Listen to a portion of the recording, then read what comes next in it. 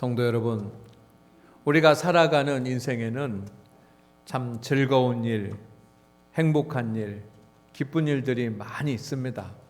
그렇기 때문에 우리는 인생을 살아갑니다. 하지만 즐거운 일들만 있는 것이 아닙니다. 시련도 있습니다. 힘들고 어려운 곤욕스러운 그런 시련이 인생에 있습니다. 본문 말씀에 시험이라고 하는 단어가 나오는데 시련이라고 하는 말과 같은 뜻입니다. 시련은 크게 세 가지가 있습니다. 하나님께서 성도의 믿음을 테스트하시는 시험이 있습니다. 그런가 하면 세상에서 살아가는데 사탄이 우리를 무너뜨리려고 공격하는 유혹이 있습니다. 그리고 세상이 힘들고 어렵기 때문에 세상을 살아가는 동안 겪게 되는 여러 가지 시련들이 있습니다. 이렇게 시련이 없는 사람은 없습니다. 성도들, 하나님을 믿는 성도들도 시련을 당합니다. 우리 교회 성도들도 시련 중에 있는 분들이 있습니다. 또 시련이 지나간 분도 있습니다. 그리고 앞으로 시련이 올 분도 계십니다. 시련이 없는 성도는 없습니다. 성도들이 당하는 그런 시련을 제가 이렇게 분석을 해보면 본인이 잘못하지 않았는데 시련이 생기는 분들이 있습니다. 열심히 살고 기도하고 그리고 바르게 살고 정직하게 살고 땀을 흘리면서 살고 열심히 살아가는데 내 잘못하지 않았는데 시련을 당하는 성도들이 있습니다. 그런 성도들을 보면 화가 나기도 하고 속상하기도 하고 어떤 때는 눈물이 나기도 합니다. 본인들은 얼마나 마음이 아프고 힘들겠습니까? 그런데 남이 잘못해서 시련을 당하는 성도들만 있는 것이 아니라 본인이 잘못해서 시련을 당하는 성도들도 있습니다. 그렇잖아요? 다 내가 잘하는데 시련이 오는 것만 아닙니다. 어려움이 오는 것 아닙니다. 내가 실수하고 잘못해서 잘못 판단해서 시련을 겪는 성도들도 있습니다. 그런 성도들을 보면 참 마음이 아픕니다. 괴롭습니다. 그렇지만 또 한 가지 믿음을 지키기 위해서 시련을 당하는 성도들이 있습니다. 가족 구원을 위해서 또 우상을 숭배하지 않기 위해서 철저하게 믿음 생활을 하기 위해서 시련을 당하는 성도들이 있는데 그런 성도들을 보면 짠하기도 하지만 감사합니다. 하나님 앞에 감사의 마음이 듭니다. 이렇게 시련을 당하는 성도들을 보면 제 마음 가운데도 화가 나기도 하고 속상하기도 하고 아프기도 하고 한데 우리의 주인이 되시는 하나님은 우리의 창조가 되시는 목자가 되시는 주님은 여러분이 시험을 당할 때 시련을 당할 때 얼마나 마음이 아프고 괴롭고 속상하시겠습니까? 이것이 하나님의 마음이라고 저는 생각합니다. 그런데 시련은 가지가지예요. 가지가지. 예측할 수 없는 그런 시련들이 있습니다. 본문 말씀에 보도 여러 가지 시험이라고 표현이 되어 있습니다. 헬라어로는 포이키로스라고 하는데 각양각색, 여러 가지 색깔 이런 뜻입니다. 시련은 다양합니다. 우리가 겪는 시련은 다 똑같은 것이 아닙니다. 다 여러 가지입니다. 그런데 그 여러 가지 시험이 한 가지씩만 오는 것도 아니고 한꺼번에 여러 가지가 옵니다. 여러분 몸이 아프면 어떻습니까?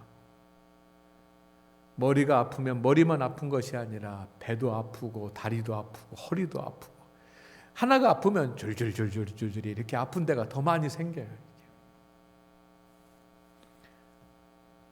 여러분 그것만이 아닙니다. 물질의 문제가 생기면 물질의 문제만 생기는 것이 아니라 자녀의 문제도 생기고 또 형제들 간의 관계의 문제도 생기고 여러 가지 문제들이 한꺼번에 막 생깁니다. 오늘 하나님 앞에 예배를 드리면서 이렇게 여러 가지 감당해야 될 수고하고 무거운 짐 때문에 고민하는 성도들이 있습니까? 오늘 말씀을 통해서 해답을 얻고 위로를 얻게 되기를 주의 이름으로 축원을 드립니다. 축원을 드립니다. 우리에게 시련이 있습니다. 성도도 시련을 당합니다. 그럼 우리는 이 시련 앞에서 어떻게 해야 됩니까? 성도는 시련 앞에서 잠깐 근심할지라도 곧바로 크게 기뻐하는 그런 마음으로 바꿔줘야지만 됩니다. 이것이 6절 말씀입니다. 시련은 모든 사람을 근심하게 만듭니다. 시련이 왔는데 기쁜 사람 아무도 없습니다. 시련이 오면 육신의 고통이 찾아오고 마음에는 슬픔이 찾아오고 영혼에는 불안이 찾아옵니다. 그래서 견딜 수 없고 답답하고 괴롭고 힘듭니다. 이렇게 시련은 사람을 근심하게 만듭니다. 성도도 시련을 당하면 근심할 수밖에 없습니다. 저도 시련을 당하면 근심이 됩니다. 똑같습니다. 예수님도 인간의 몸을 입고 이 땅에 오셨을 때는 예수님도 근심하셨습니다. 성도 여러분, 성도라고 근심하지 않을 수 있습니까? 주님께서도 성도가 근심할 것을 인정하고 계십니다. 오늘 말씀 6절에 보니까 이렇게 되어 있습니다. 시험으로 말미암아 잠깐 근심하게 되지 않을 수 없으나, 근심하게 되지 않을 수 없으나 무슨 뜻입니까? 근심하게 된다는 뜻입니다. 이 어떻게 보면 주님께서 말씀, 너희는 근심하지 말라라고 요한복음에서 말씀하셨는데, 그래도 어느 정도는 주님께서 인간이, 저와 여러분이 근심하게 될 수밖에 없는 것을 인정하시는 것입니다. 여러분, 시련이 오고 고통이 오고 아픔이 오고 괴로운 일이 오면 고통과 슬픔을 억지로 참지 마십시오. 그러다가 병 생깁니다. 억지로 참으려다가 다 그 어려움이 생기는 겁니다. 슬퍼하려면 슬퍼하십시오. 그래야 건강해집니다. 슬픈데 슬퍼해야지요. 화가 나면 화도 낼 수 있어야지만 됩니다. 아프면 아프다가도 해야지만 됩니다. 아픈데 자녀들에게 아프다고 얘기를 못하고, 아픈데 가족들에게 아프다고 얘기를 못하면 됩니까? 여러분, 고통과 슬픔을 억지로 참지 마십시오. 자연스럽고 당연한 일입니다. 오히려 안 그런 척 하는 것이 문제예요. 슬퍼도 안 슬픈 척 하는 거 문제예요. 아파도 안 아픈 척 하는 것, 오히려 막 십자가를 지고 가면서 괴로운데도 괴롭다고 누구에게 말할 수 없는 그런 현실이 문제 아닙니까? 아프면 아프다고 하고 힘들면 힘들다고 하고 그렇게 얘기할 수 있어야지만 돼. 그러나 여러분, 계속 그러면 안 되는 거예요. 오늘 우리 믿음의 성도 여러분, 오늘 말씀 가운데 보니까 잠깐 근심하게 되지 않을 수 없으나, 성도는 시련 중에 근심할 수 있습니다. 아파할 수 있습니다. 화도 낼 수 있습니다. 절망할 수도 있습니다. 그러나 잠깐 근심하고 일어나시기를 바랍니다. 그리고 오히려 금방 크게 기뻐할 수 있는 영적인 믿음의 능력이 있어야지만 돼요. 어느 정도 해야 될까요? 어느 정도 시련 앞에서 우리가 근심하고 절망하고 막 속상해하기도 아파하기도 하고 눈물도 흘리고 막 괴로워하기도 할 수밖에 없는데, 그러면 얼마나 해야 될까요? 제가 말씀을 준비하면서 예수님의 모습을 생각했습니다. 예수님 하루를 넘기지 않으셨습니다. 십자가를 지는 그런 시련 앞에서 겟세마네 동산에서 하룻밤 기도하시고 다 끝내시고 그의 마음 가운데 하늘의 영광의 기쁨을 다 채우신 줄로 믿습니다. 여러분, 근심할 수 있습니다. 근심하십시오. 슬퍼하십시오. 그러나 하루를 넘기지 마십시오. 하루를 넘기면 내 믿음에 문제가 있는 거예요. 근심하지만 오히려 크게 기뻐할 수 있기를 소망합니다. 그런 능력이 있기를 원합니다. 성도 중에는 시련이 왔을 때 근심에 빠져가지고 헤어나오지 못하는 성도들이 있습니다. 그러나 시련 중에서도 잠깐 근심하고 다 털고 벌떡 일어나가지고 믿음으로 이기고 기뻐하면서 예전으로 돌아가가지고 살아가는 성도들이 있습니다. 여러분은 어떤 성도가 되기를 원하십니까? 어떤 성도입니까? 성도가 어떻게 이렇게 시련 중에 오히려 크게 기뻐할 수 있을까요? 오늘 주님은 믿음을 통해서 하나님께서 시련 가운데서 믿음을 지킨 성도들에게 어떤 보상을 주시는지 아는 성도들, 그래서 믿음 생활에 더 철저하게 확실하게 하는 성도들이 그 믿음을 통해서 시련 중에 기뻐할 수 있다라고 말씀하십니다. 성도 여러분, 여러분이 시련 중에 믿음을 지키면 하나님의 보상이 있습니다. 분명한 하나님의 보상이 있습니다. 시련 중에 믿음을 지키지 못하면 모든 것이 무너지고 소멸되어 버리지만 시련 중에 믿음을 지키면 하나님의 보상이 있습니다. 세상에서 가장 귀한 것이 무엇입니까? 여러분, 믿음입니다. 이것이 피부에 와 닿지 않을 수도 있습니다. 뭐 믿음이 그렇게 세상에서 중요한 것입니까? 라고 생각할 감이 안 올 수 있어요. 머리로는 이해가 되는데 마음으로는 이해가 되지 않을 수 있어요. 그러나 성도 여러분, 이 세상을 다스리시는 분은 창조주 하나님이십니다. 이 역사를 움직이시는 분은 주님이십니다. 주님이 뭘 보십니까? 나의 학력을 보거나 나의 어떤 건강을 보거나 나의 어떤 능력을 보는 것이 아니라 주님이 보시는 것이 있습니다. 그것이 믿음입니다. 그러니 세상에서 가장 귀한 것이 믿음 아니겠습니까? 특별히 시련 중에도 여러 가지 시련들, 물질적인 것이든 가정적인 것이든 또 건강의 문제이든 어떤 것이든지 시련 가운데서도 믿음을 지킨 성도의 믿음은 순전한 금보다도 더 귀해서 그것과도 비교할 수 없고 견줄 수 없는 세상에서 가장 귀한 보배인 줄로 믿습니다. 왜? 시련 중에 믿음을 지킨 성도의 그 믿음을 보시고 시련 중에도 믿음을 지키면 하나님께서 주시는 복이 있기 때문입니다. 첫째는 주님의 칭찬을 받습니다. 주님이 칭찬하십니다. 7절 말씀에 보면 칭찬이라고 하는 말씀이 나옵니다.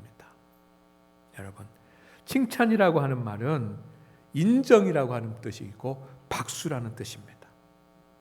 여러분, 시련 중에, 환난 중에, 어려운 중에, 곤란한 일들 중에 여러분 낙심하지 말고 믿음을 지키시기를 바랍니다. 우리가 지켜야 될 것은 믿음입니다. 그러면 주님이 뭐 합니까? 인정하십니다.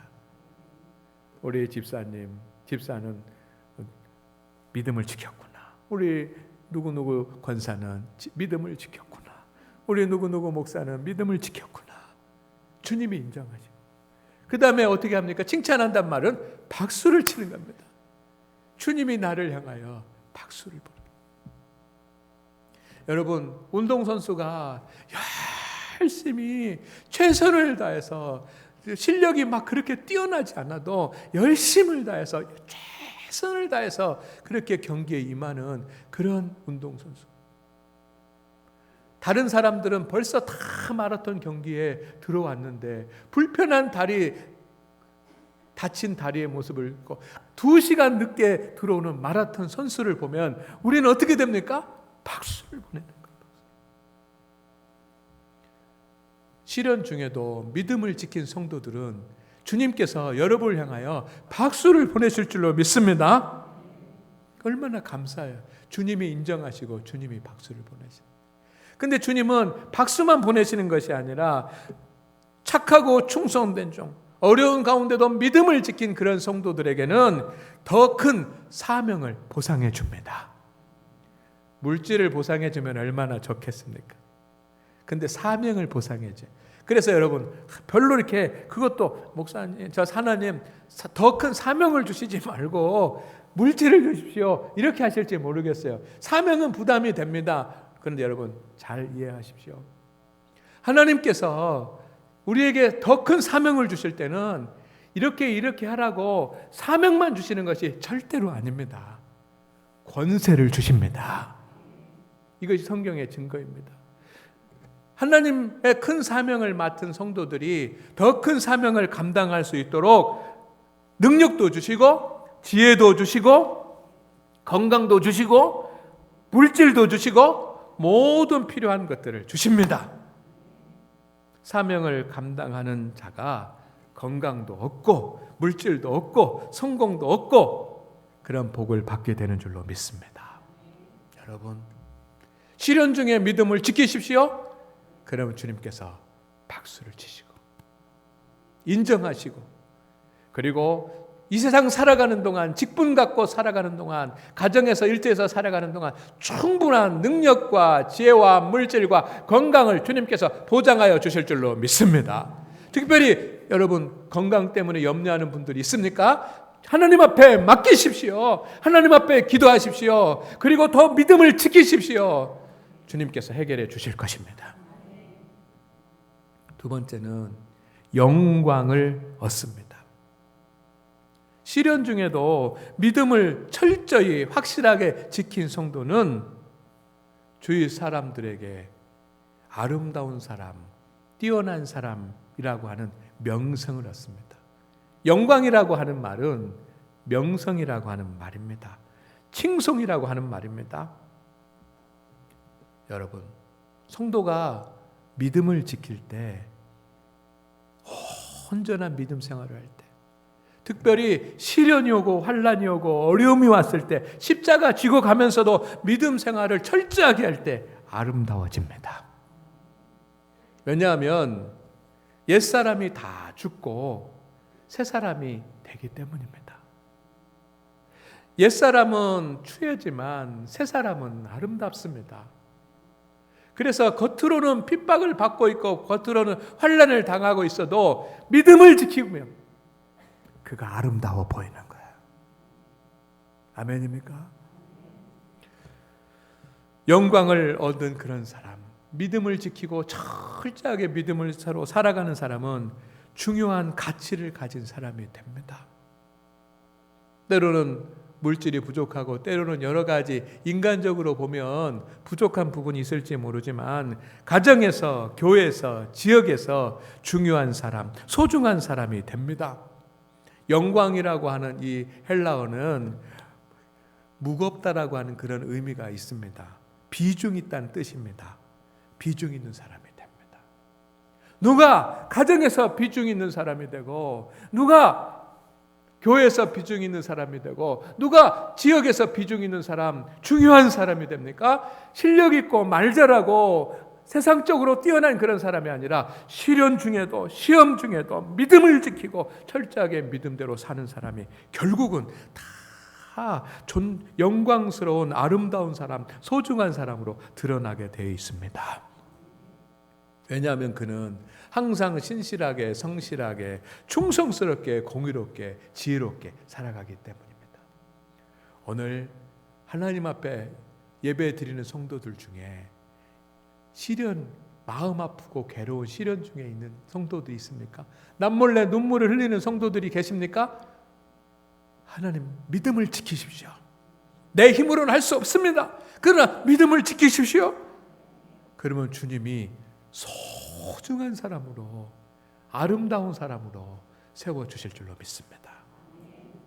세 번째는 존귀함을 얻습니다. 시련 중에도 확실한 믿음을 가진 성도는 명예를 얻습니다.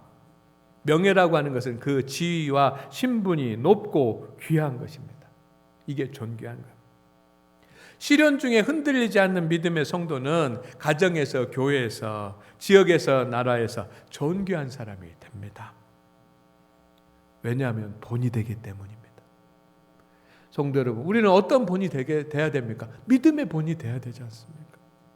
믿음이 모든 것을 해결할 수 있는 하나님의 역사의 통로이기 때문에 우리는 믿음의 본을 보여야지만 됩니다.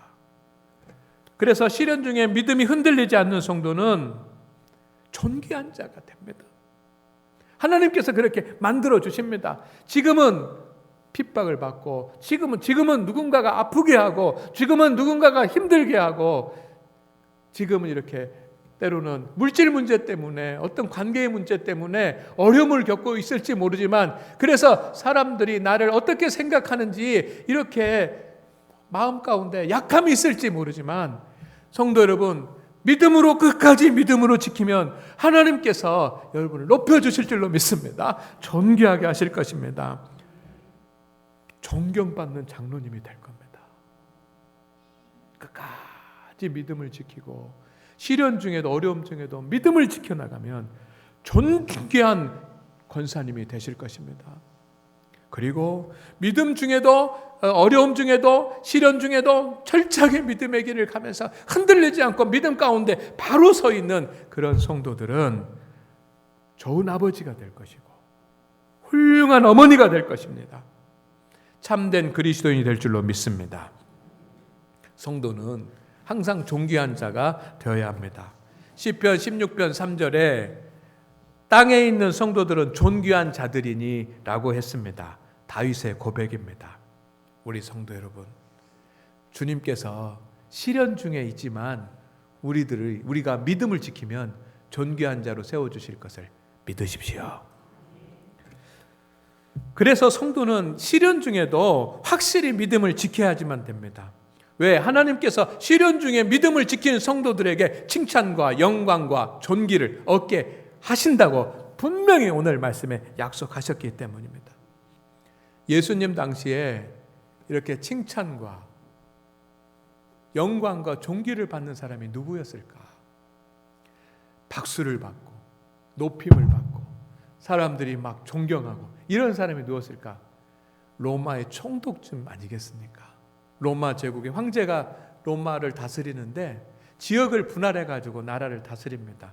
그 지역을 분할해서 나라를 다스리는 그 지역을 다스리는 사람을 총독이라고 했는데, 여러분, 총독쯤 돼야 칭찬과 영광과 존귀를 받는 사람. 그럼 오늘날로 말하면 누구가 될까? 이건 그럴 수도 있고 안 그럴 수도 있지만 도지사쯤은 돼야 되지 않겠습니까? 과거에 로마의 총독이면 우리로 말하면 도지사쯤 돼야 되지 않겠어요? 그러나 여러분, 세상에 어떤 사람이 칭찬과 영광과 존귀를 받는다고 할지라도 그것은 육적인 칭찬이요, 세상의 영광이요, 소멸될 존귀일 뿐입니다. 본질적인 것은, 영원한 것은 우리가 믿음을 지키고 있을 때 하나님으로부터 오는 것입니다. 이건 소멸되지 않습니다. 여러분이 믿음을 지켜서 하나님으로부터 받은 그런 칭찬과 주님이 허락하신 영광과 믿음으로 받은 그런 존귀함은 소멸되지 않습니다. 주님 앞에 설 때까지 없어지지 않습니다. 이것을 아는 성도는 시련이 오면 잠깐 근심합니다. 그러나 하루가 지나지 않아서 다시 믿음의 정신을 차리고 믿음 가운데 굳게 서서 하나님의 은혜로 영혼을 충만케 하면서 기뻐하면서, 크게 기뻐하면서 나아갈 줄로 믿습니다. 그러나 이 사실을 모르고 이 믿음의 신비를 체험하지 못하고 이 믿음의 신비를 받아들이지 못하면 그런 성도들은 시련 중에 어떻게 할까요? 계속 쭉 열흘이면 열흘, 한 달이면 한 달, 1년이면 1년 시련이 있을 때 계속 쭉 크게 슬퍼할 거예요. 항상 근심하고 항상 염려하고 항상 절망하고 항상 눈물 흘릴 거예요. 그러다가 기도도 잃어버리고 말씀도 잃어버리고 믿음도 잃어버릴 거예요. 정신 못 차릴 거예요. 세상적인 방법을 찾을 거예요. 하나님의 자녀의 신분에 먹칠을 할 거예요. 구원도 빼앗길 수 있을 것입니다. 그러나 믿음 안에서 오늘 말씀의 신비를 아는 성도들은 잠깐 근심하지만 다시 일어섭니다. 그리고 주님이 주시는 칭찬과 존귀와 영광을 받게 될 줄로 믿습니다. 여러분은 시련 중에 믿음이 확실해집니까? 믿음 생활에 더욱 힘쓸 수 있기를 소망합니다. 시련 중에 성도가 힘써야 될 믿음이 있습니다. 전 세 가지인데 짧게 말씀을 드립니다. 첫째는 주님에 대한 고백과 예배의 믿음이에요. 아무리 힘들고 아무리 바쁘고 아무리 고달프고 아무리 속상해도 주일날은 주일을 성수해야 되고 하나님 앞에 나와서 예배 드려야지만 되고 정성스러운 예물을 준비하고 찬송을 준비해서 하나님을 경배하면서 하나님 앞에 주는 그리스도시요 살아계신 하나님의 아들이십니다. 주님은 창조주시고 역사해 주시고 심판해 주십니다라고 고백해야지만 됩니다. 그 믿음을 잃어버리면 안 됩니다.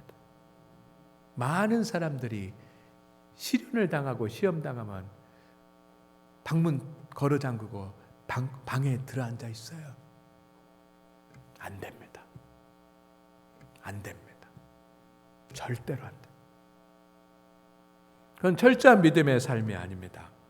여러분, 시련이 오면 오히려 믿음을 확실하게 하기 위해서, 믿음을 철저하게 하기 위해서 더 주일 예배를 드리고 더 하나님 앞에 기도하고 더 찬송하고 하나님 앞에 고백하고 하나님 주님을 사랑합니다. 주님께서 역사의 주가 되시고 나의 주인이 되십니다. 주님 앞에 엎드립니다 하면서 주님 앞에 고백해야 될 줄로 믿습니다.